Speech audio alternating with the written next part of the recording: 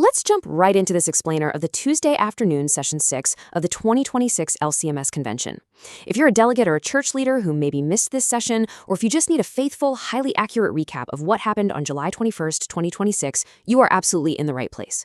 We're going to break down all the actions, the vote totals, the elections, and the final dispositions of what was an incredibly busy afternoon, relying strictly on the official session minutes and transcripts. So let's get started. Here is our roadmap for the afternoon.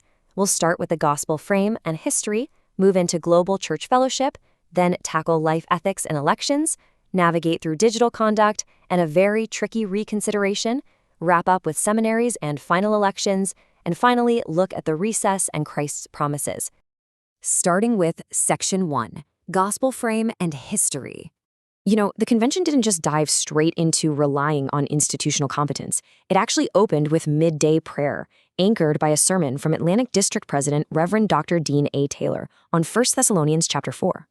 He powerfully reminded the assembly that yes, Christians grieve the reality of sin, death, and fractured discourse, but we absolutely do not grieve without hope. And why? Because Jesus died, rose victorious, and will raise his people. Right after that beautiful gospel frame, delegates got down to business. They approved Monday's minutes and handled some quick housekeeping by clarifying the microphone queue. Basically, they made sure the Ask an Allowable Question button would be strictly prioritized for parliamentary inquiries. Honestly, that saved everyone a massive headache before getting to the heavy legislative lifting. Then, the Assembly heard from the Concordia Historical Institute, who urged the Synod to humbly treasure and trumpet its history. It wasn't just antiquarian nostalgia.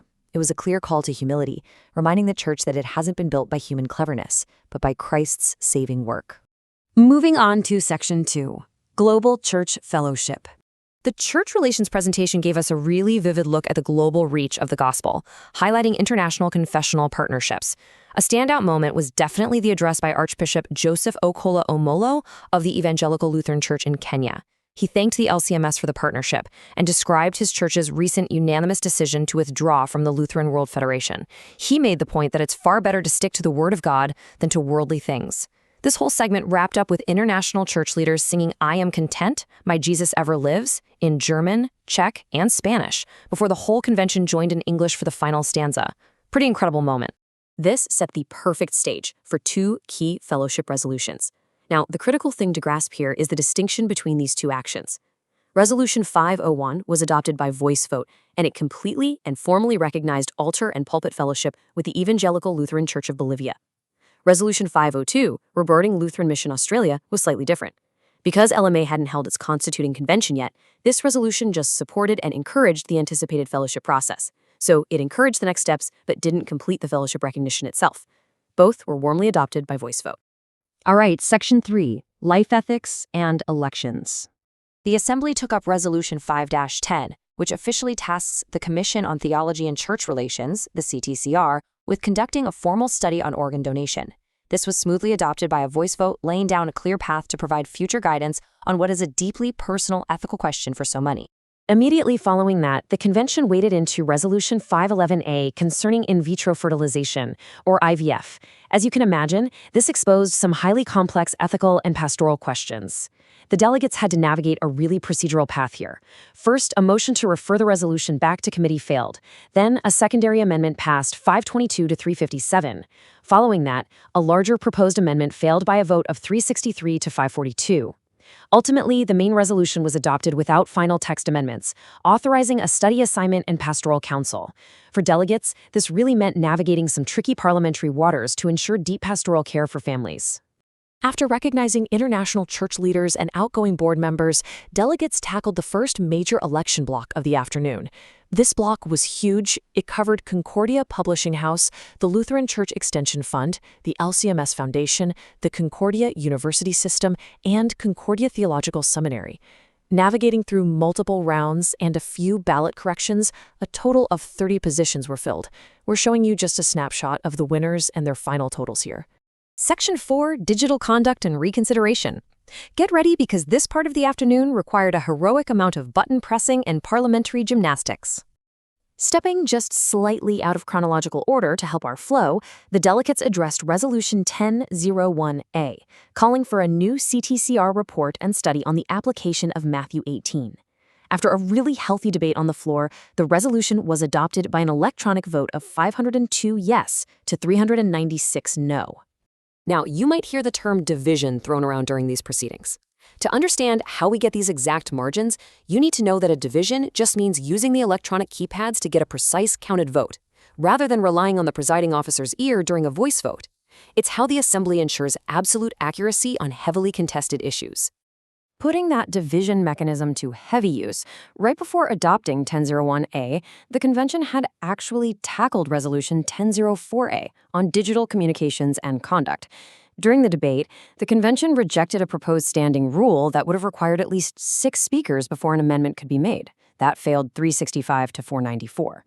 They also rejected an amendment that would have changed the word disagreements to conflicts, which failed by a division of 269 to 617. Ultimately, the resolution was adopted with no amendments. Next up, we need to define reconsideration. It's a complex parliamentary maneuver allowing the Assembly to bring back a previously adopted or defeated motion for new debate and a fresh vote. You really need to grasp this definition because the next item involved a highly unusual roller coaster sequence of events on the floor. We are talking about Resolution 1005A regarding district president installations. Here's how it went down. Initially, delegates adopted an amendment deleting the phrase extenuating circumstances.